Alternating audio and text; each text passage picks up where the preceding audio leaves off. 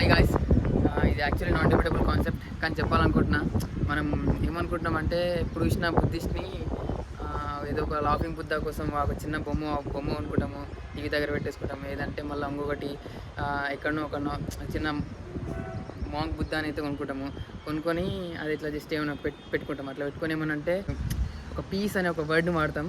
అది తప్పదు యాక్చువల్లీ. ఎందుకంటే నేను చూసింది యాక్చువల్లీ నేను వెళ్ళి వాళ్ళు బుద్ధిస్ట్ ఫ్యామిలీతో టిబెట్ కల్చర్తో ఉండి చేసి మాట్లాడిన ఒక 4 days అక్కడ ఉండేసరికి కంప్లీట్లీ నాకు అసలు బుద్ధిస్ట్ మీద మొత్తం వాళ్ళ వే ఆఫ్ లివింగ్ చూసినాక, వాళ్ళ కల్చర్ చూసినాక మొత్తం చేంజ్ అయిపోయింది నాకు. అలా పెట్టుకోవడం తప్పు అనిపించింది యాక్చువల్లీ. ఎందుకంటే మనం దేవుళ్ళని అయితే పూజిస్తామో సేమ్ లాఫింగ్ బుద్ధాస్మో నాకు అలాగనే దేవుని గుడిలో పెట్టుకొని బుద్ధాకు కూడా మనం అంతే రెస్పెక్ట్ ఇవ్వాలి.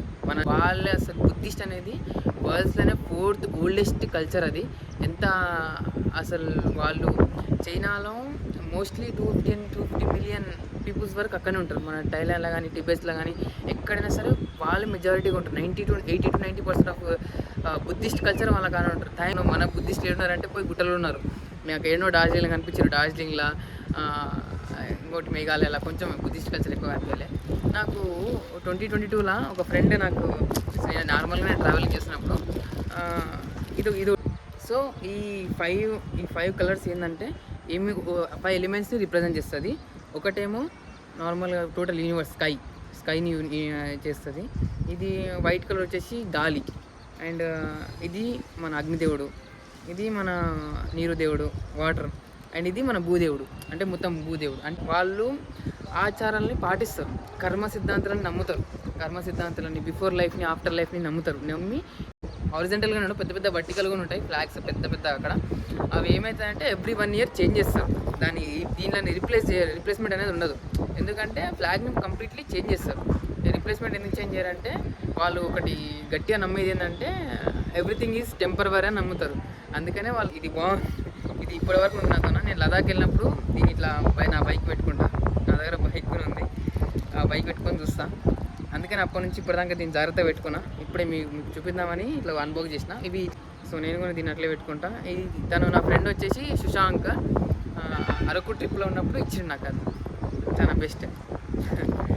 ఇప్పటిదాకా పెట్టుకున్నా, ఇంకా పెట్టుకుంటా. దీన్ని లదాఖ్ పోయినప్పుడు ఇట్లా బండి మీద పట్టుకొని పోతా. అప్పుడు నేను చెప్తా, మహారాష్ట్రలో పోయేటప్పుడు కలుస్తా. వాడు పూణేలో ఉంటాడు.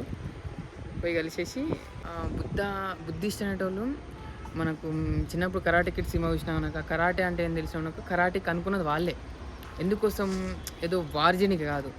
కరాటేకి అనుకునేది వితౌట్ సెల్ఫ్ డిఫెన్స్ కోసం, వితౌట్ ఎనీ ఏమంటారు ఆయుధాలు ఏం లేకుండా వాళ్ళు ఓన్లీ చేతులతోనే వాళ్ళు కాపాడుకుందామని కరాటేని వాళ్ళు కనుగొన్నారు. ఎందుకంటే కరాటేకి అనుకున్నా దాని షార్ట్స్ ఎప్పుడైనా సరే సెల్ఫ్ డిఫెన్స్ కోసమే ఉంటుంది కాబట్టి వాళ్ళంతా మంచిగా అనుకొని చేసుకున్నారు. అయినా సరే వాళ్ళు ఎప్పటికైనా సరే వారిని ఎంకరేజ్ చేయరు. వాళ్ళు ఎట్లా చెప్పాలంటే వాళ్ళు యుద్ధం వద్దనుకున్నారు. ఎప్పటికైనా సరే యుద్ధం అసలు వాళ్ళు ఒప్పుకోరు ఎప్పుడు వచ్చినా సరే.